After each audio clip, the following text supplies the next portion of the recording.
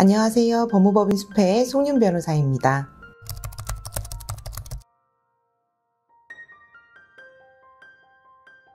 경업금지란 가맹점 사업자가 이 가맹점의 운영 외에는 다른 일을 하지 말라는 뜻인데요. 이것은 헌법이 보장하고 있는 직업선택의 자유를 제한하는 측면이 있기 때문에 항상 그 조항이 유효하게 되는 것은 아닙니다. 가맹계약 기간 중에는 가맹사업법 6조에서도 본사와 동일한 업을 영위하는 행위를 금지하고 있습니다. 하지만 우리 가맹사업법에는 계약기간 종료 후 경업금지 조항에 대해서는 전혀 언급이 없는데요. 이때는 본사가 정해놓은 계약서상 이 경업금지 조항이 유효한지 여부에 따라 경업금지 의무가 달라지게 됩니다.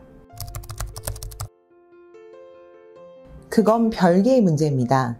경업금지 조항 자체가 유효하다 하더라도 위약금이나 위약벌이 과도할 경우에는 무효나 감액이 될 수 있습니다.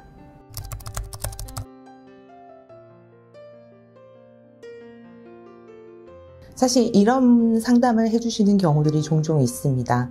본사와 계약을 유지하고 싶지는 않고 하지만 임대차 계약 기간은 2년이라서 남은 기간 동안 운영은 해야 되고 하지만 내가 할 수 있는 건 또 이 본사로부터 전수받은 혹은 그 시설을 그대로 이용해서 하려고 하다 보니 동일한 업을 하고 싶다. 근데 계약서를 보니 경업금지 조항이 있다. 어떻게 해야 되나요? 라는 질문들이 상당히 많은데요.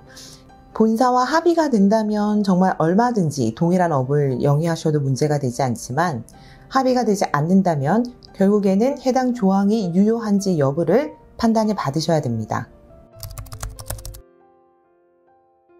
시간적 그리고 지역적 그리고 업종의 범위를 보다 구체화해서 경업을 금지하고 있다면 해당 조항이 유효하게 될 가능성이 높은데요. 예를 들어서 계약기간 종료 1년간 이렇게 시간적 범위가 제한이 되어 있고 그리고 해당 가맹점 자리에서 이렇게 지역적 범위가 제한이 되어 있고 그리고 본사가 주로 판매하는 메뉴와 동일한 이렇게 업종의 범위가 제한이 되어 있다면 계약기간 종료 후 경업금지 조항이라 하더라도 조항 자체는 유효하게 될 수 있습니다.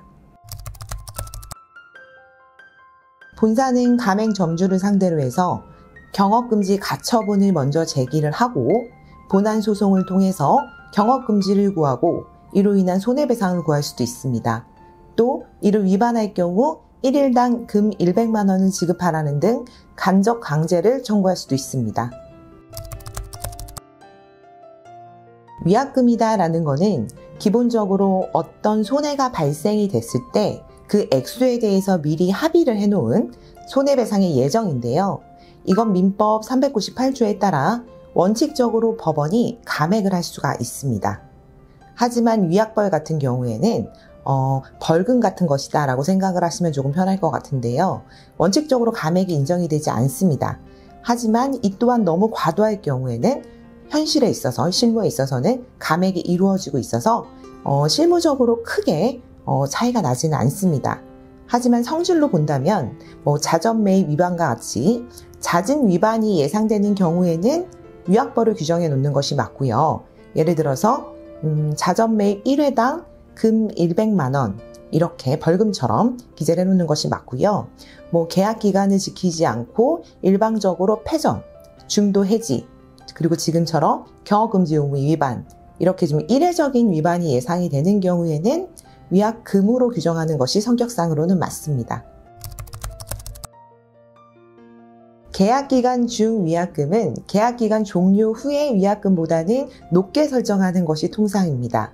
왜냐하면 계약기간 중에는 본사와 점주 간에 이 본사의 브랜드로 영업을 하기로 약속이 되어 있었기 때문인데요. 최근 공정거래위원회에서는 이 위반의 태양이라든가 횟수 이런 것들을 고려하지 않고 일률적으로 5천만 원을 설정했던 사안에서 이것은 불공정하다라고 해서 전부 무효로 판단한 바가 있습니다. 그 밖에 본사의 브랜드 가치라든가 상권 형성의 기여도라든가 또 계약기간 중 어떠한 지원들을 해줬는지에 따라 본사가 보호받아야 하는 영업비밀에 준하는 가치가 있는지 이로 인한 손해나 또 이익 이런 다양한 요소들을 고려해서 이 경업금지 조항에서 정하고 있는 위약금과 위약벌이 과도한지 아닌지를 판단받게 됩니다. 즉, 계약서에 1억 혹은 5천만 원이라고 기재가 되어 있다 하더라도 항상 그 금액이 모두 인정되는 것은 아닙니다. 지금까지 송윤 변호사였습니다. 감사합니다.